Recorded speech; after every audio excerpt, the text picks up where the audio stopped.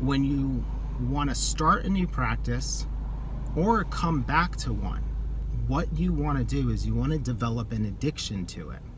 The way that an addiction is going to work is you do it regularly, you do it in small bursts, you make it more fun than normal life, and you do it without a goal. If you do that combination of things, a whole bunch of mechanisms kick in. You start to look forward to it. You start to gain little insights from that day-to-day doing of that activity. There's a thread that connects through time. Even if you do something for 5 minutes a day, on the fourth day, it's not the same as doing it for 5 minutes. It's now an extension of what you were doing.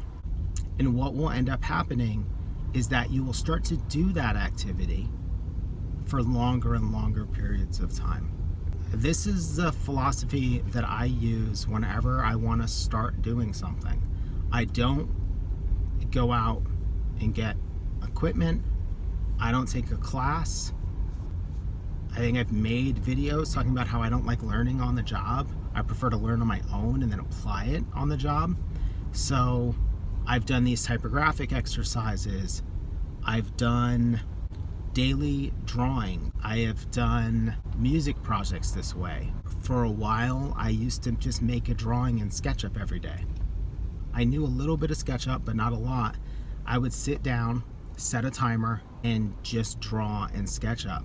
If I wanted to get serious about motion graphics, that's the way that I would do it. I would start just either playing with After Effects.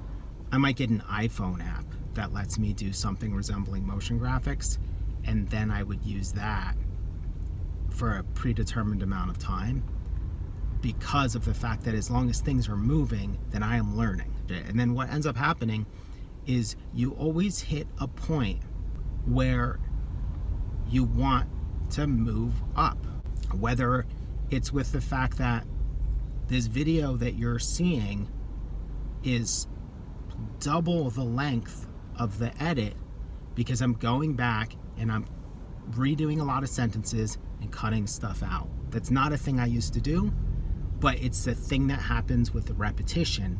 Like, as you care about the thing more and more, you start to notice other stuff about it. You want to be able to record in a way that's less rushed. You figure you can put the thing in a car, you put it in the car, you realize that the bumps affect it, so you start researching microphones. Or maybe you're at the point where you're like, you know what, I'm sick of the iPhone, or I need lenses, but you want to graduate up.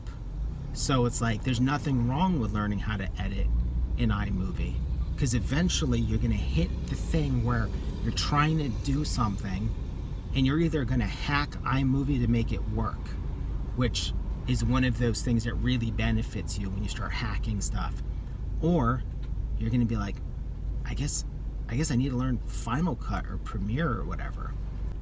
I think there's a huge upside to, instead of being like, I'm going to learn After Effects, to be like, I'm going to start an After Effects practice.